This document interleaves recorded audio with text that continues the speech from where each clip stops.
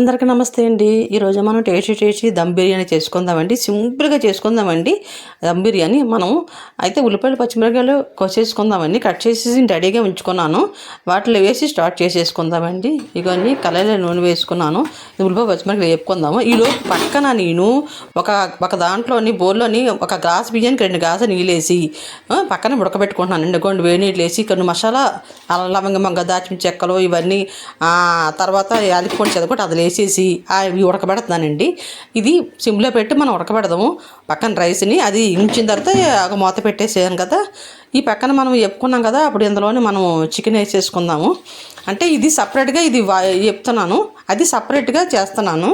ఇది అందరూ కలుపుతాను అనమాట. సింపుల్గా అయ్యేది, తొందరగా అయిపోయేది కూడా చెప్పాలంటే. అయితే ఇదిగో చెప్పుకుంటాను. ఇందులో అల్లం వెల్లుల్లి పేస్ట్ వేసేసుకుంటాను. తర్వాత వచ్చి కొంచెం మసాలా పౌడర్ జల్లేస్తాను. అవి తర్వాత ఉప్పు సాల్ట్ అది వేసుకొని కొంచెం బాగా దగ్గరికి చేసేసుకుందామండి. చికెన్ బాగా ఫ్రై చేసుకుందాము. మనం ఈ చికెన్ని చాలా తెచ్చుకున్న తర్వాత ఉప్పు పసుపు వేసి బాగా కడుక్కొని పక్కన పెట్టుకున్నానండి. నీరు లేకుండా చూసుకోండి, లేదండి బేగా అవ్వకుండా నీరు దిగిపోయి అది అయిపోద్దండి. అయితే ఇప్పుడు దీన్ని తీసేసి మనం అన్ని మసాలా సామాన్లు వేసి దగ్గరికి వేపేసుకుందామండి. నా ఛానల్ చూసిన అందరూ థ్యాంక్ యూ వెరీ మచ్ అండి. ఎందుకంటే కొత్తగా పెట్టుకున్నాను, రన్ అవుతుంది, ముందుకు వెళ్తున్నాము. అలాగే మీరు ప్రతి ఒక్క ఛానల్ వీడియోస్ కూడా అలాగే చూడండి, ఫాలో చేయండి. నాకు చాలా సపోర్ట్ అయితే కొంచెం చెయ్యండి.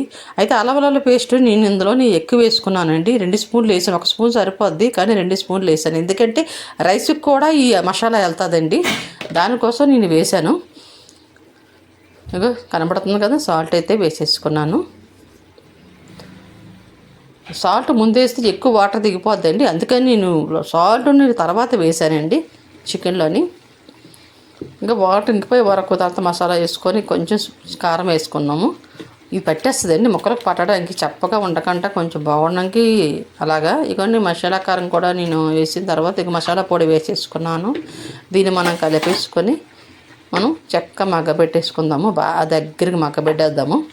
ఈలోపు బియ్యం అక్కడ ఉడుకుతున్నాయి కదా, పక్కన అవి ఉడకనే వండలాగా.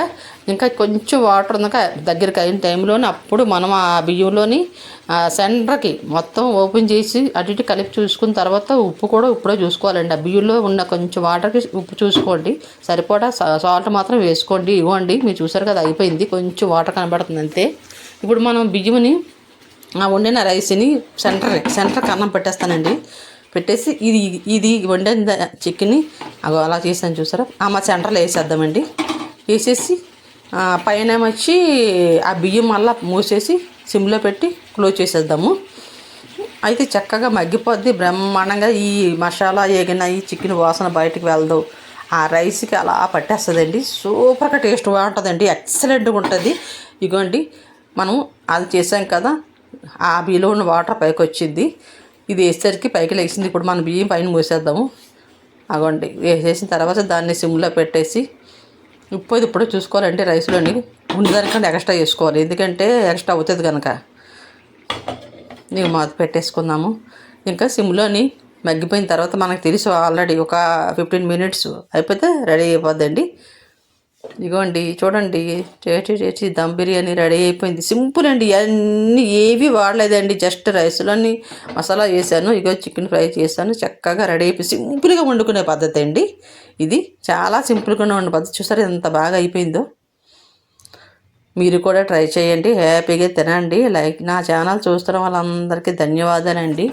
లైక్ చేయండి, షేర్ చేయండి, సబ్స్క్రైబ్ చేయండి మర్చిపోకండి. RGV channel entertainment channel. నేను ఈ ఛానల్ కుకింగ్ చేసి చూపించాలని పెట్టానండి. మీరు కూడా ఖచ్చితంగా సపోర్ట్ చేసి హ్యాపీగా ఇది చక్కగా బిర్యానీ చేసుకొని తినేసేయండి. అందరికీ నమస్తే అండి. Thank you very much watching for you. Support చేయండి ప్లీజ్ నాకు. Thank you.